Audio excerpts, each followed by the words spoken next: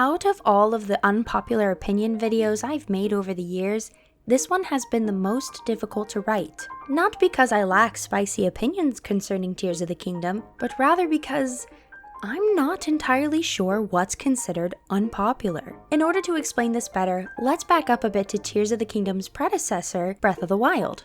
Let's talk about the Zelda internet fandom. When the game released, the Zelda tuber sphere was in its infancy. Since then, and in large part because of Breath of the Wild, it's grown exponentially. Honestly, it's been amazing to watch and be a part of myself. Now, of course, there were forums and the like all over the internet since, well, practically since the internet was a thing. But the accessibility and frankly the interest in engaging those areas of the interwebs was on a much smaller scale than what we see today. Thanks to YouTube being a platform almost everyone engages with, not just us millennials and younger, plenty of Gen X and a few younger boomers as well, fandoms of all kinds now have a much larger audience and community to discourse with. I know there are other platforms as well, but for the purposes of this explanation, I'm mostly sticking to YouTube. Because of this, while we know, simply based on how the human race is, that trolls and keyboard warriors certainly existed pre-YouTube, they've become much more prominent as YouTube and other platforms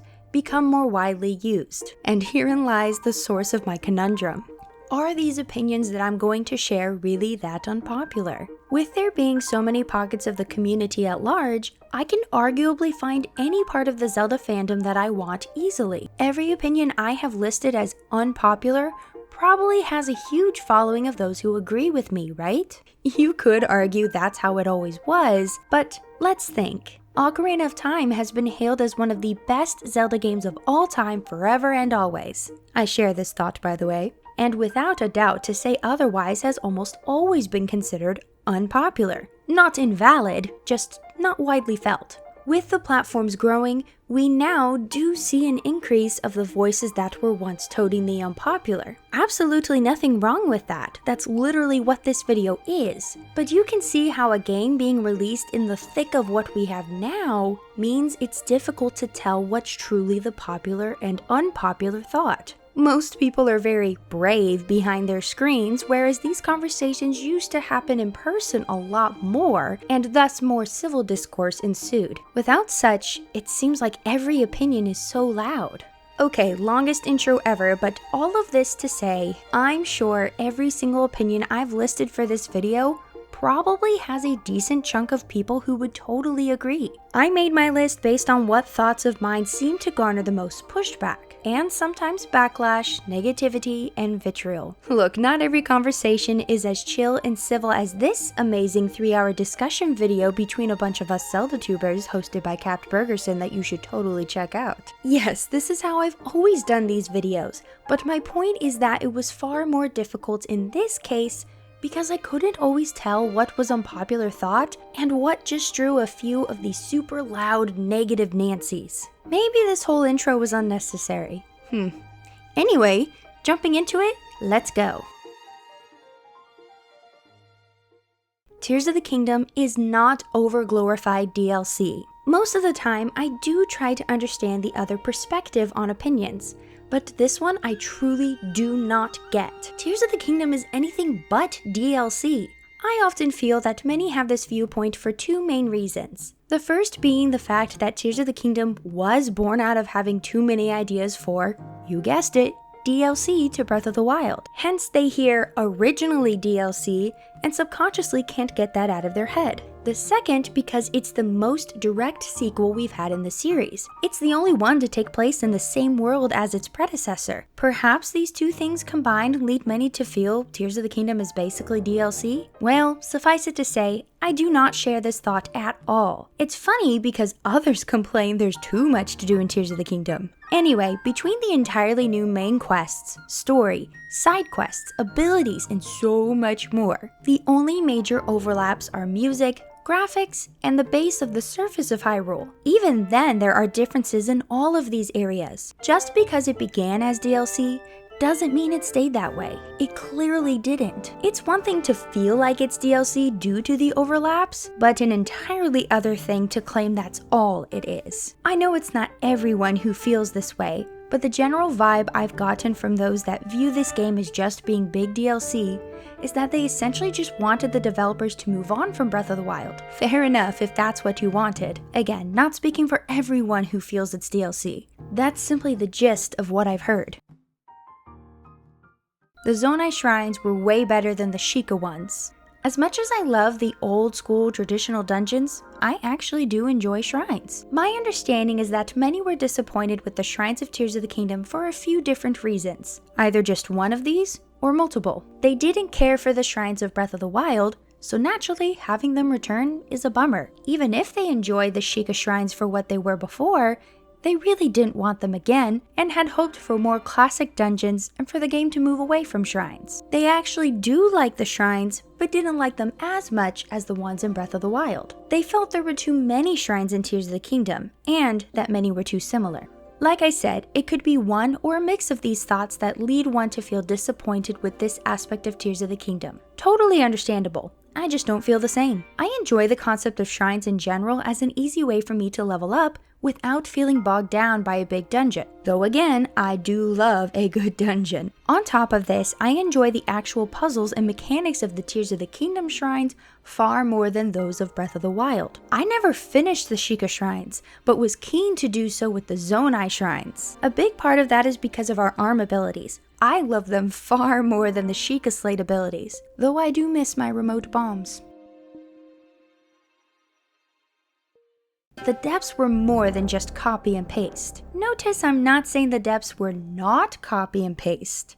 They were in many respects, but I feel they are more than that. Unlike with the Sky Islands, this didn't bother me. I mentioned this in a previous video, but I do believe a large part of why the copy and paste nature of the depths didn't rub me the wrong way was because we didn't know much about the depths prior to the game. Whereas the copy and paste Sky Islands, we thought there'd be more to them based on the trailers. Even if there had been more advertising of the depths, compared to the Sky Islands, there's so much more to them. The adventure of opening up the light routes by navigating the terrifying dark, the enemies, the Yiga camps, the massive bosses. I'm so aware of how samey it all is, but it feels so much more rewarding to me than the Sky Islands were. Oh, and that music as you descend, chef's kiss right there.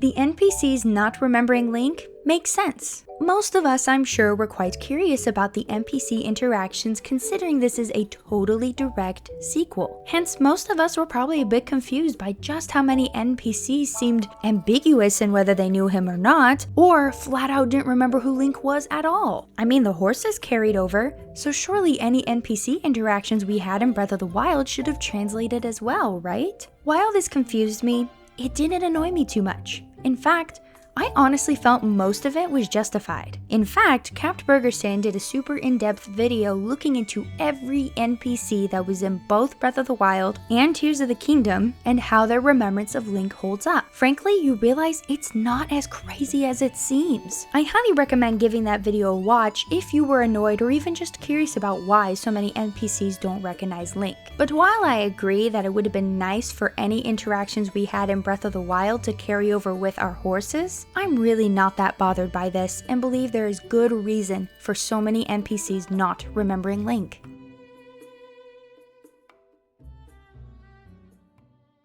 Playing Tears of the Kingdom makes Breath of the Wild nowhere near as fun. This opinion I was on the fence about, not in the sense that I'm unsure of where I stand, but rather as to the level of its unpopularity. However, I have noticed that quite a number of fellow fans get peeved by this statement. Usually it's those who feel Tears of the Kingdom isn't enough to be its own game, but also those who think I'm dissing the beloved predecessor. Breath of the Wild is the masterpiece that deserves all the glory, and Tears of the Kingdom just piggybacked and isn't anything special. Actually, this might just be the loud minority, but I'll press on anyway. For me, Breath of the Wild is a masterpiece.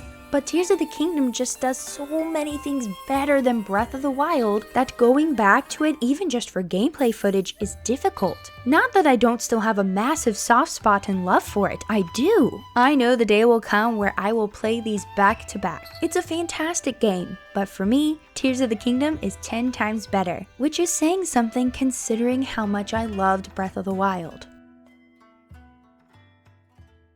Tears of the Kingdom is a masterpiece. Okay, logically speaking, if I loved Breath of the Wild and believed that it was a knockout game, and then also believe its sequel is far better, improving infinitely upon an already phenomenal game in my estimate, then of course I believe the sequel is a masterpiece. Yet, that is not always taken too well. I'm not talking about those who simply disagree, that's fair, but I mean some serious heat. When I say Tears of the Kingdom is a masterpiece, I say that with my own standards in mind. And to assume my standards must be super low in order to consider it a masterpiece is kind of acting like a toddler throwing a tantrum. How dare I have my own thoughts and standards? Frankly, it's difficult to put objective rules and standards to figure out what is considered a true legendary game. I mean, you can argue there are some, but I'm not getting into that right now. The general populace feels Ocarina of Time was one of the greatest games of all time, but for someone else, they will truly not sympathize.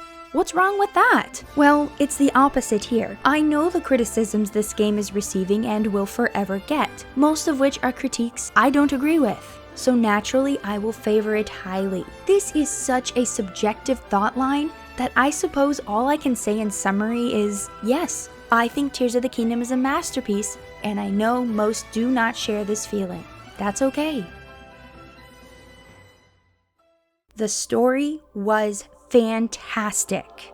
Alright, this one is going to draw flies. And the thing is, I do understand the frustrations people have with the story, but I loved it, okay?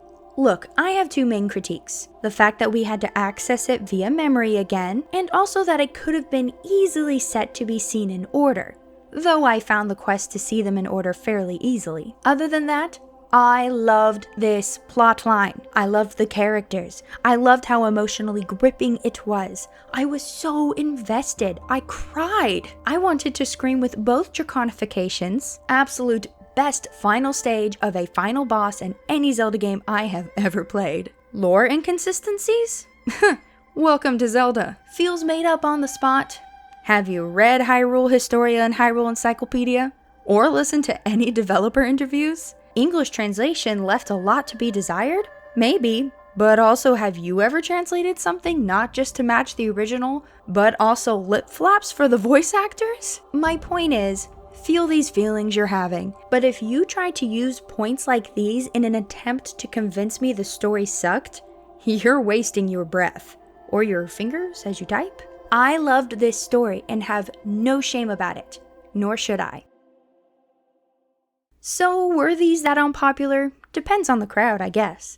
But my experience has been that everything I've talked about is not common thought. Regardless, whether you agree with these opinions or not, I think they're fun to discuss in civil conversations.